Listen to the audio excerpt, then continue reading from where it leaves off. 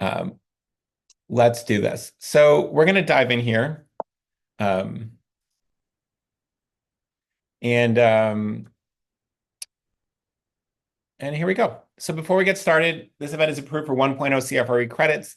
There will be a note, there's a survey at the end. I'm going to let everybody know um, when that happens. So just feel free, but make sure we do that. You can also add any questions, and there's a couple of important events that you'll be able to sign up for in that as well.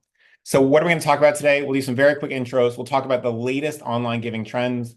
We'll talk about what makes a standout website and some very practical things. We promised you 5 ways to optimize your site for online giving. It's actually going to be 8. We have a bunch of bonus types of things we added at the last minute because we have been doing research all weekend, all last week. And so last week we told you it was going to be 5, more like 8 things you can do. So apologies for the misdirection there. My name is Patrick. I'm lucky to be the co-founder and co-CEO of FreeWill alongside Jenny, pictured here. Many of you know this, but FreeWill is the largest planned giving company serving nonprofits in the world, trusted by almost 2,000 organizations, including folks like Amnesty International, the Red Cross, and the United Way, and many of you. So thank you very much. I've been featured in things from AARP to the Wall Street Journal and the New York Times.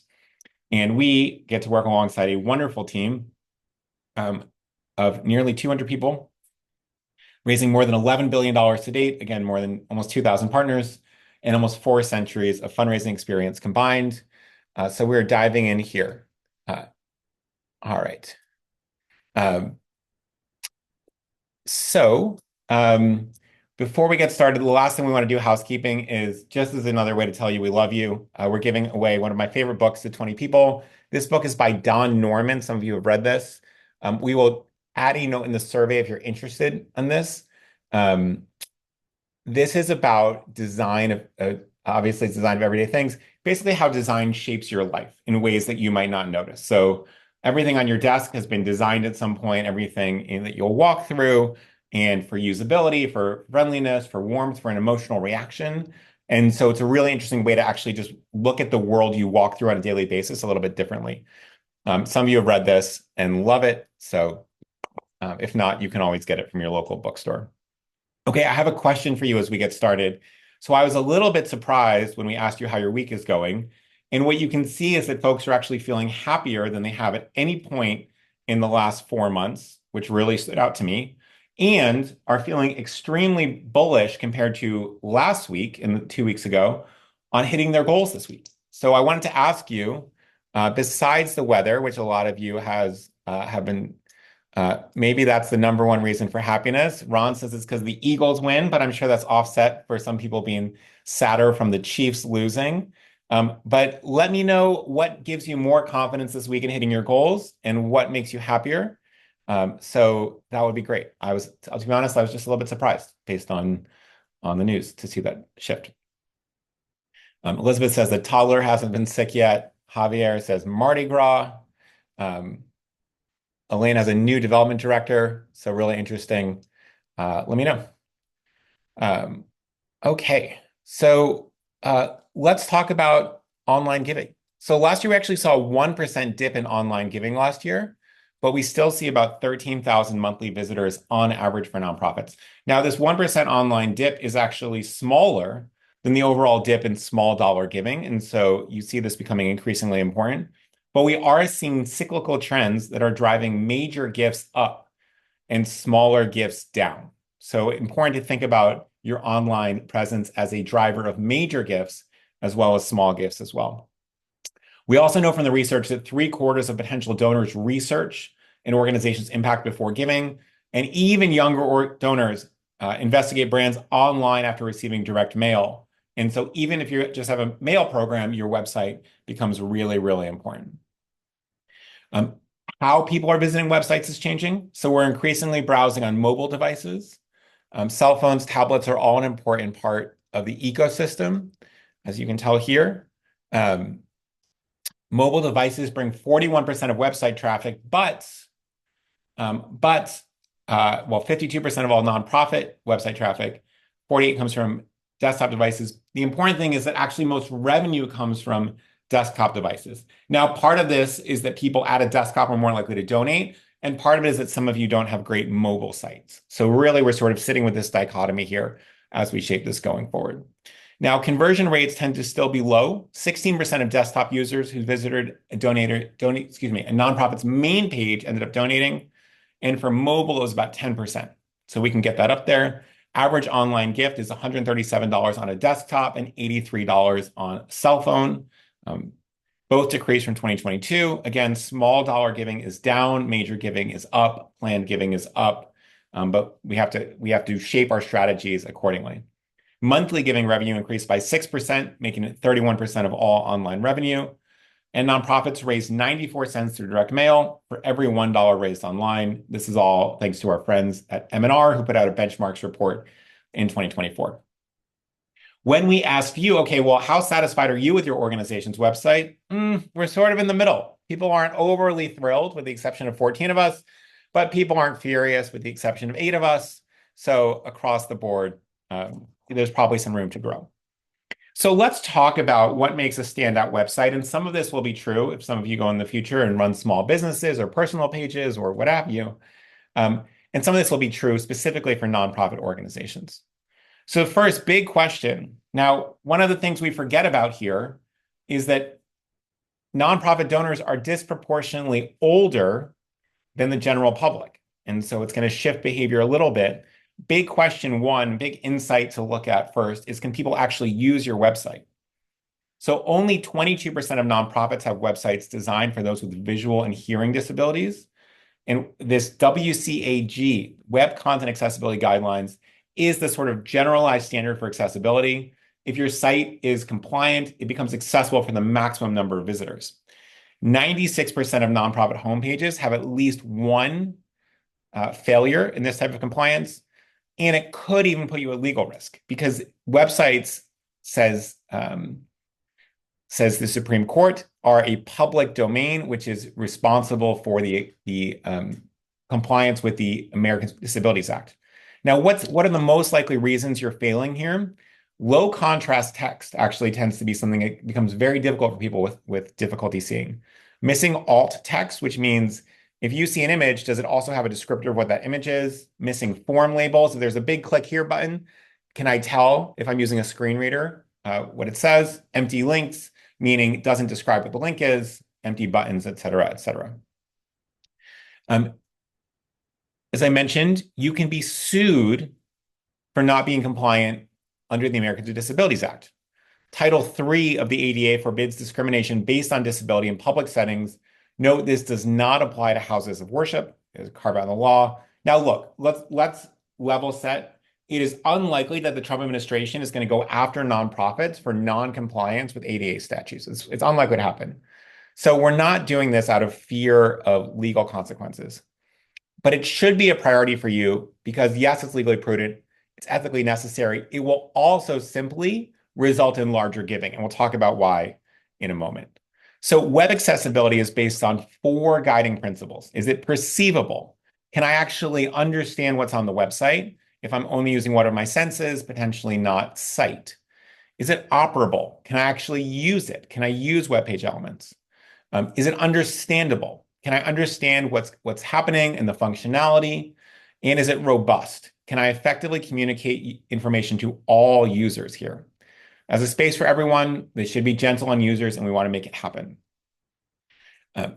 Now, why is this extra important for nonprofits? Your audience is disproportionately older compared to much website traffic. Now, the US population of adults over 65 is going to reach 80 million by 2040. It's over, I believe, 65 or 70 million right now. And so much of your online traffic is coming from this demographic. Now, plenty of older folks have full use of all of their senses, obviously, but the rate of hearing difficulty and vision difficulty is highest among this demographic. And folks that feel welcome or rejected when they come to visit your site is going to go a long way to their relationship with your organization and how much they give long-term. Meg says, is there a source that analyzes my website compliance? Yes, we're going to help you out with that in just a moment. So if you look at folks over 45 with vision impairment, you see 4.4%, which is still a relatively high rate among folks over 45. climbing to 7.2% for folks over 75. So roughly 1 in every 13, 14 folks over 75 have vision impairment, which means people are coming to your website with vision impairment. Well, again, when we look at things, hearing issues, again, no difficulty, but some difficulty and a lot of difficulty or cannot hear really goes up with 65 or older. So 27%, actually 30% of folks, 65 or older, 30% have either some difficulty or a lot of difficulty as well. Scarlett says, as someone with 2 aging parents, I witness the frustration they have with websites, and often they just quit, right? So you don't want that to be your organization, especially if they're coming to give you money, right? Really, really important. Okay, zooming out to be philosophical for a moment, the second insight that is really key to high-performing websites is understanding what we call the job to be done for each user. So this is a really important framework that will be quite helpful for you as you think about a lot of your work going forward. So there's a gentleman named Clayton Christensen, who I believe also wrote the Innovator's Dilemma and coined the term disruption. I could be wrong there. But he coined a term, job to be done, first in a Harvard Business Review article, and then in his book, Competing Against Luck, The Story of Innovation and Customer Choice. The core thesis of this is do not just understand who is using your product or what your product is. Understand what job they are hiring your product for. So there's a very famous example that Christensen used in his book, and I'm going to walk you through it. So a fast food chain, and we'll get back to how this relates to nonprofit websites in a moment. A fast food chain realized their milkshake sales were spiking at 2 different times, first around 8 a.m. and then around 5 p.m. And they tried to figure out why, right? Oh, people must love milkshakes. And what they realized is that customers were hiring the milkshakes for 2 very different jobs. Now, the morning job was, I want something I can eat with one hand while I'm driving to work. And I want something that actually takes a while because I have a 45-minute commute and I don't want to eat a donut or even a bagel or a piece of fruit in just a few minutes, and then I'm sort of bored for the rest of the commute. So I want something that takes a long time to drive. Obviously, milkshakes aren't the healthiest breakfast, but they are going to be filling. And there's a lot of other breakfasts that are quite difficult to eat while driving. Now, the second job was totally different.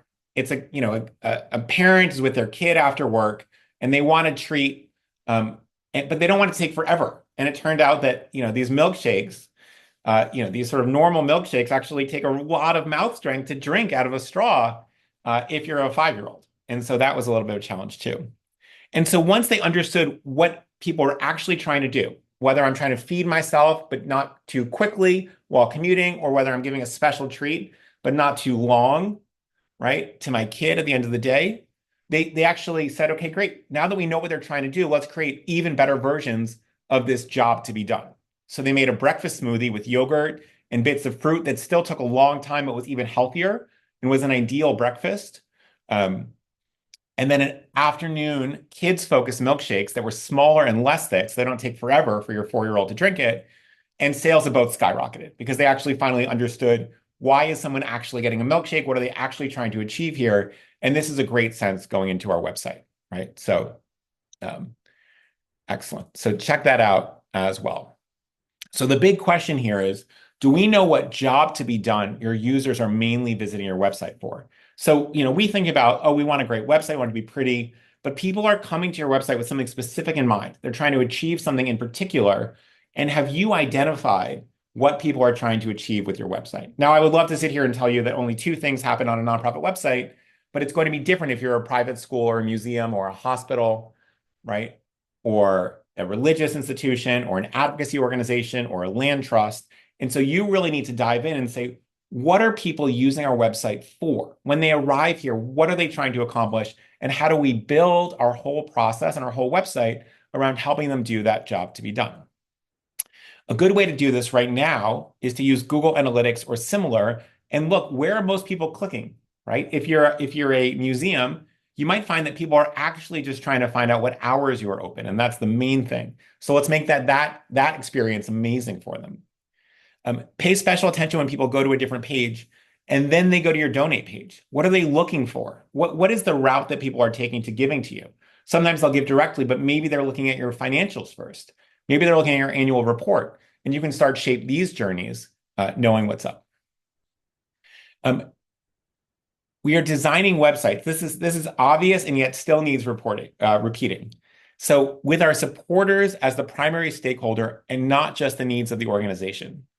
A job to be done for your site's visitors might be making a donation, finding volunteer opportunities, locating resources, figuring out whether your organization is trustworthy, which is a very common use case, and yet we're not really orienting our websites around this.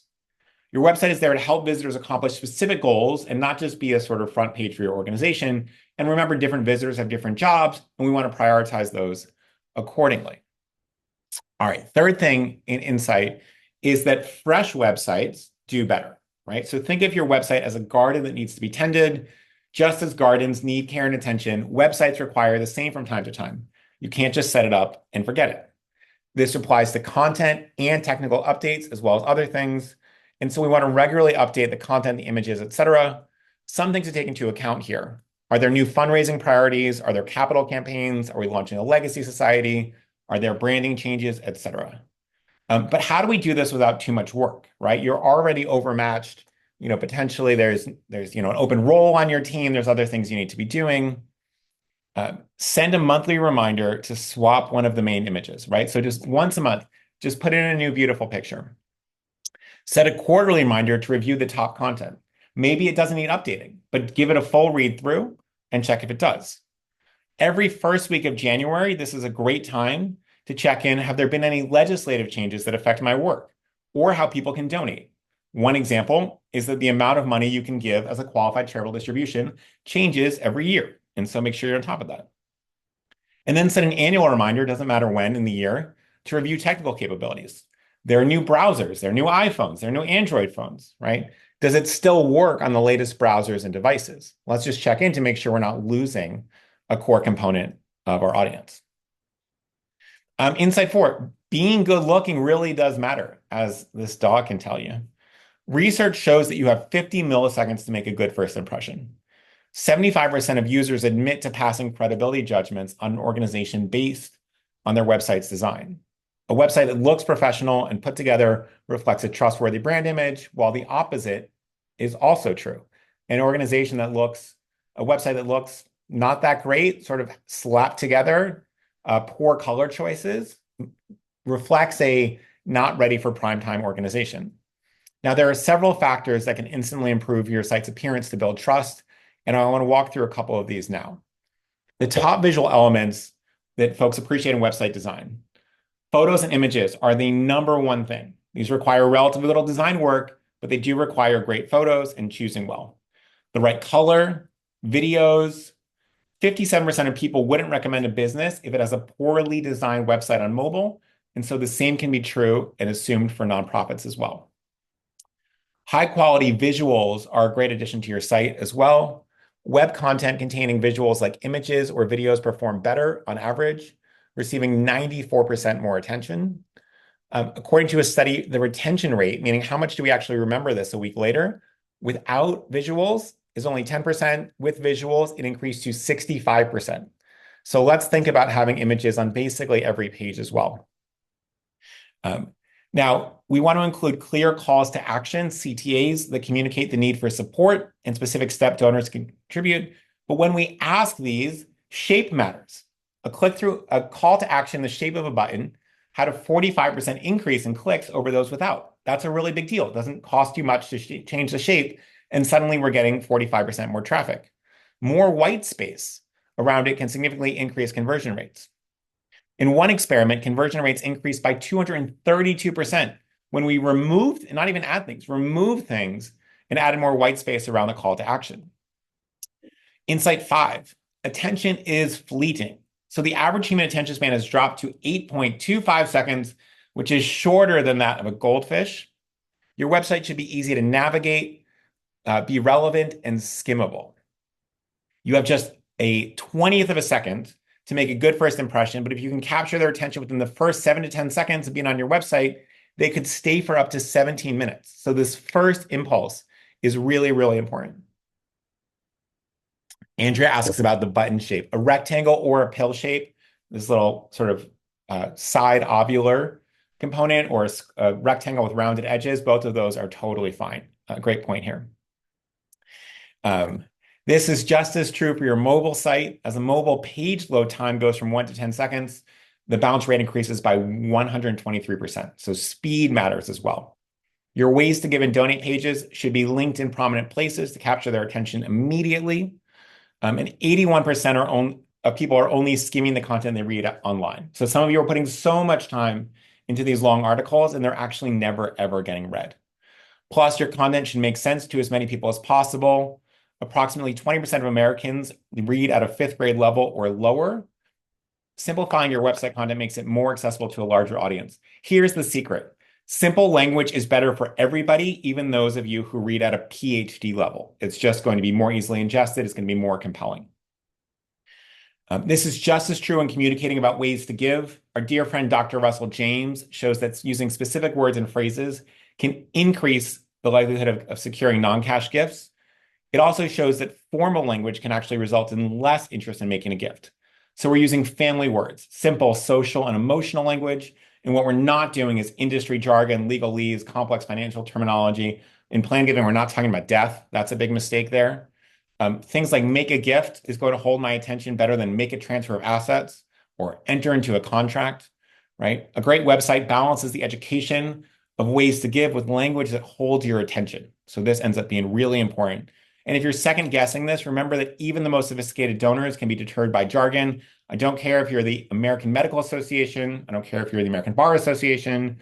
I don't care if you only serve rocket scientists, right? Simpler is better, and straightforward is better, familiar is better. Don't try to prove how smart your organization is. You can do so by making it extremely accessible. Stick with language that is simple and unintimidating, and we'll show more of that in a moment. Insight 6, this is another key. This is one of 2 ways to change your donate page that will dramatically improve your outcomes. I don't know where these balloons come from, but there's 2. That was a surprise for me. Integrating non-cash gift options onto your website is the most impactful step you can take towards generating more revenue. Website traffic continues to be the biggest driver of non-cash gifts, and in particular, when it's on your donate page and not buried in a ways to give page. Our research shows that organizations who put non-cash giving options on their donate page saw significantly more of these very large gifts than those who included it only on their ways to give page. So on that donate page, we want reminders to give from their donor advised fund, their stock portfolio, their individual retirement accounts. These are in the forms of those qualified charitable distributions we've talked about, from a crypto wallet if you're interested in that, and even things like real estate, right? So just as an example, here's a great website from the Wolf Conservation Center. What do we see here? We see big buttons, right? We see a lot of, it's not white space, but a lot of space around this. We have one-time donations. You can become a Wolf Pass member, which is a monthly giver. And then you see these buttons at the top: donate crypto, donate from your IRA, make a stock donation. Now, things I wish they would do differently. I wish they would add a button for donor advised funds. And I want to, and is there anything else that people think they would do differently? I'm going to talk about this in a moment, but are there any other tips on how you would change this page? Marjorie says bigger font, text larger. Ali says monthly. I think that this Wolf Pass program is monthly. Remove the top navigation, right? Maybe 501c3s. Yep, a lot of good things here. A little bit more contrast, right? You know, that white writing on the sort of hunter green could be a little bit hard to read for some folks. There's a way to block that out. Camilla says add a mailing address, right? So there's some thoughts there. I want to talk about one other thing in a moment that I think could double the amount of giving they get on this page. So we'll talk about that in a moment. All right, so those are some of the insights in terms of what actually matters. Now let's talk about some really practical tips here. So first, make it accessible. We talked about this. Big thing. There's an accessibility checker. We're going to link to this and send it to you after the webinar. I think we did this about 1.5 years ago. We shared it, and all of you crashed the site immediately because it wasn't ready for 1,000 people to be on it at the same time. There's about 1,000 folks in the webinar, by the way. So we'll send this around after the fact, and it's a free diagnostic tool. It's a really good avenue to just plug your website in and get some good avenues there. 2, mobile, right? You can actually check your site using SEO's SEO Meter's mobile-friendly test, so we'll send that link around again, also free. We're trying to make things as easy as possible for you. 94% of orgs have a website that is not optimized for mobile browsing, so we're going to check that out as well. Or excuse me, 4, but there's still room to grow. 3/4 of you say our site is optimized, 25% say our site is not. Even those of you who have optimized sites, it's still worth running this through as well. Step 3, right? Include testimonials. These are really powerful. There is a reason that when you go to a small business website, they feature testimonials quite prominently. It makes you seem more trustworthy. It taps into our desire to be like other people. It demonstrates impact, and they tend to be quite clear because donors use normal people language, which is very valuable. It creates a sense of community, and it's a great way for donors to add even more value. So I want to show you an example here. Let's just talk about this. This is from our friends at Amnesty International who do amazing work all around the world.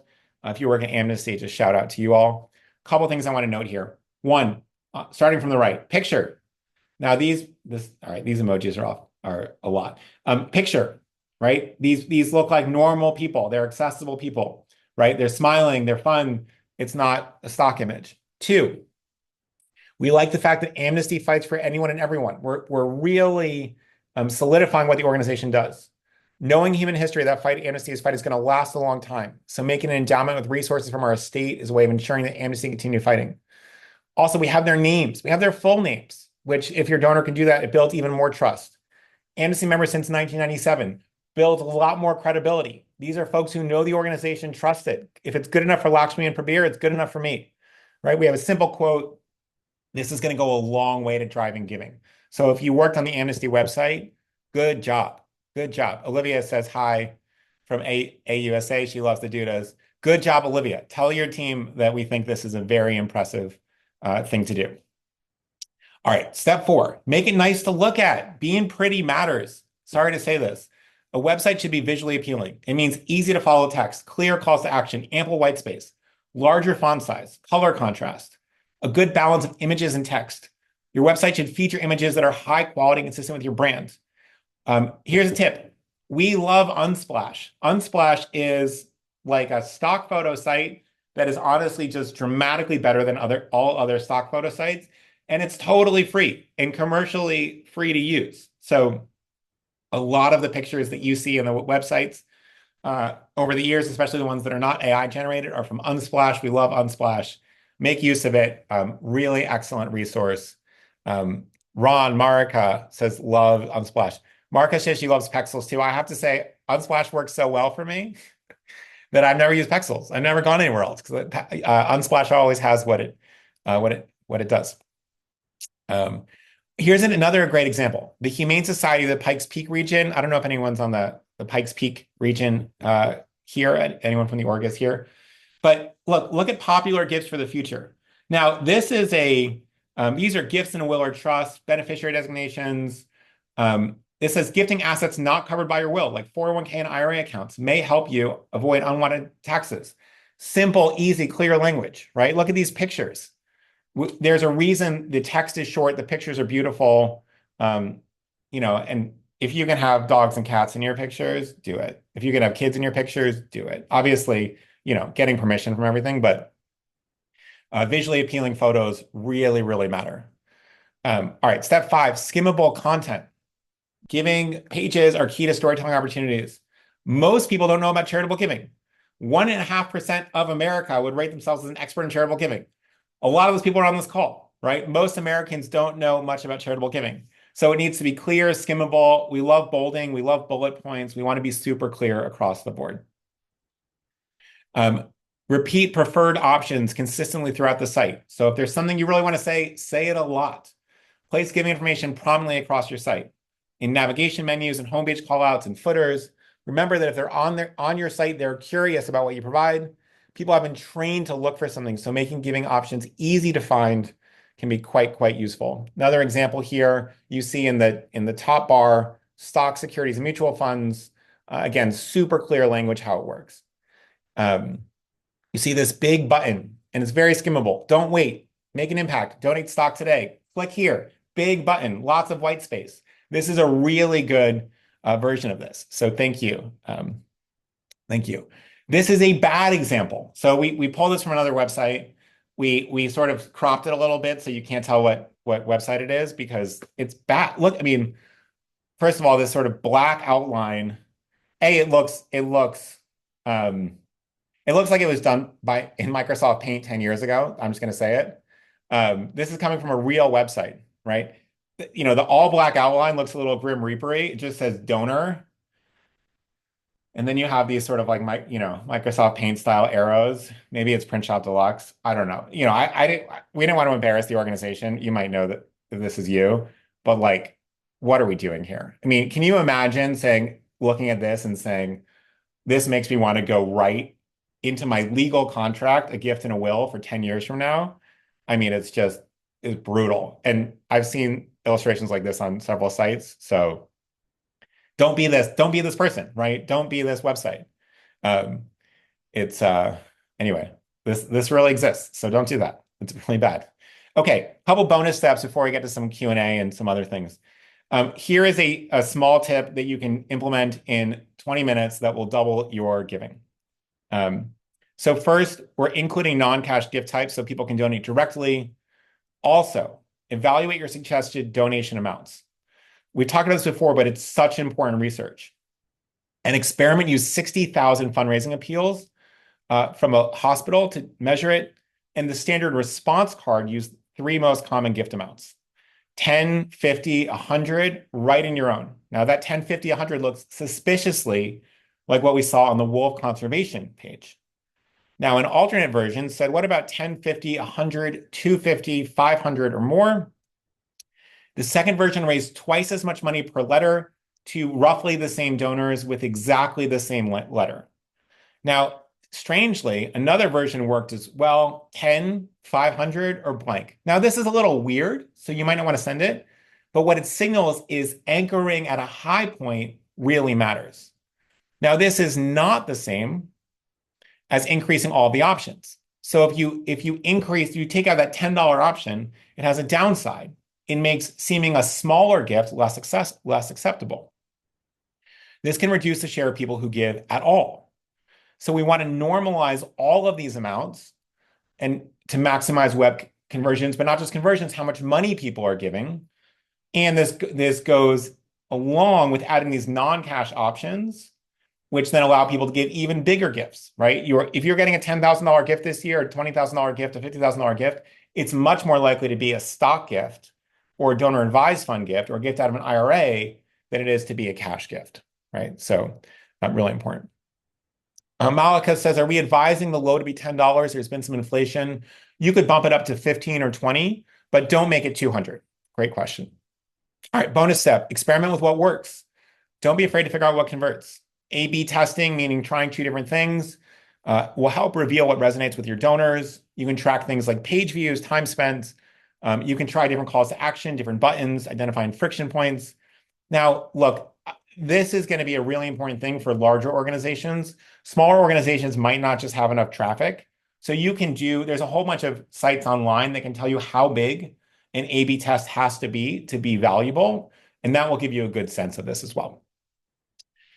Third bonus step, check your loading times. So a slow loading page is the #1 reason that visitors left a website. The first 5 seconds of loading times has the greatest impact. If your site isn't optimized for mobile, you will lose mobile traffic. And then images can also slow down your site, make sure they're the right size and the right format. The mobile compliance checker, the mobile compatibility checker that we shared earlier can help you with this. So that's a free resource available to you as well. Fourth bonus, sorry, there's a lot of things to talk about here that can help. This is a thing that a lot of people miss, and it's because they don't think about the jobs to be done framework that we talked about earlier. So many of you have an annual reports and audited financial page, right? Some of you have. Let me know if you have this. Most of you have this if you're, sort of small to medium organization and up. You have these pages, right? The 990s, the annual reports, the audited financials, et cetera. Carrie has one. Michelle has one, we do. Now, those pages tend to be relatively mundane, right? It just says audited financial reports, annual reports, 990s, whatever, and there's a long list of them. But why are people there? Why do people go on that site? What is the job to be done for someone visiting that page? Oftentimes, it's I would like to find out if this org is trustworthy before donating. I'm a savvy donor. I want to say, are you spending so much money on fundraising? Are you reliable year over year? Can you show me your impact? But when we don't think about jobs to be done, we think, oh, our website just needs to have 990s on it. Our website just needs to have audited financials. And so they want to know if the organization is legitimate. And so what we want to do is say, yes, this is a legitimate organization. Oh, and by the way, if you're here to check if we're legitimate because you want to donate, just click here. And you can actually smooth that whole process out. So you might say blank, right? The museum, the hospital, the school, the land trust that should say is consistently rated or consistently rates as a top charity for both transparency and impact. To continue this important work, please consider donating. So because we now know why people are visiting that page, we then can make a lot more use out of it and help them understand A, our transparency, and B, how to actually have impact on it, right? So this ends up being quite useful. Jackie says, do we think it's important for getting more donations? It does tend to be sort of a must-have at medium and up organizations. Let's call medium and up $700,000, $800,000 a year in revenue. If you're a small org, not necessarily, but it will make you look a little bit more professional. All right, so some tools that we've talked about, free tools, Google Analytics. You probably already have this installed on your website. Go check it out to see what people are actually trying to use your website for. That will allow you to make a much better website. Accessibility tracker. We talked about why this matters. Go figure out, hey, where are we falling short here? Maybe you're not falling short at all. Good to know that. SEO Mater's mobile friendly test. What's our load time like? What does this feel like on a mobile phone? Other things, Hotjar. I think there's a free version, but there's also a paid version that's not too expensive. Again, obviously we have no relationships to any of these folks.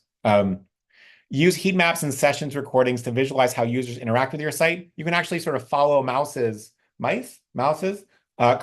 around as you watch someone navigate your screen and say, okay, this is the journey they're on. And you can map versions. Phoebe says there's a free version. Phoebe's always here to help. Thanks, Phoebe. A dead link checker. So what are the links that are broken on your website, right? Let's fix those. Let's make sure we're not looking sort of juvenile because we have broken links. GTmetrix, page speed insights. They are what they sound like. How fast is your website loading? So those should all be really helpful. Sarah says, what's your load time is actually a really important question. If it isn't lightning quick, you have a problem. That is correct. So do that as well. All right, so that wraps up what we're talking about here, but I want to share a couple more things. One is right now, what I'm going to do is pause. Sorry, everyone, I'm pausing chat for you because we are putting put this link in the chat. There you go. So just click on that link. This is the survey we talked about. You should see that link in the sort of most recent chat in the chat box. If you don't see it right now, let me know. We are flying blind without Phoebe and the co-pilot see it right now. We're going to send a copy of Design of Everyday Things by Don Norman, 20 people as a gift. So please, if you're interested, make a note in the survey and we will send it to you. Please include your address. Sometimes people say, I really want this book, and then they're selected, and then there's no address, and we have to send it to somebody else. So please include that as well. At noon in 2 days, we're going to do an in-depth session on plan giving microsites to enhance donor education efforts.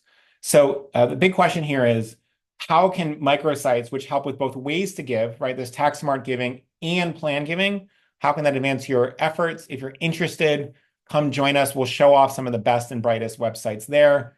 RSVP in the survey as well. So please do that. This is a sample of what it looks like, by the way. You can see what do we have? White space, buttons, cute photos, as many dogs as we can fit on a website, et cetera, et cetera. So come check this out. We'd love to help you out here. So let us know if you'd like to join. And then I want to share something totally new that we're doing, partly in response to the funding freeze and partly because we think this group is so unbelievably amazing. So I came across 3 months ago an organization called Grant Ready Kentucky.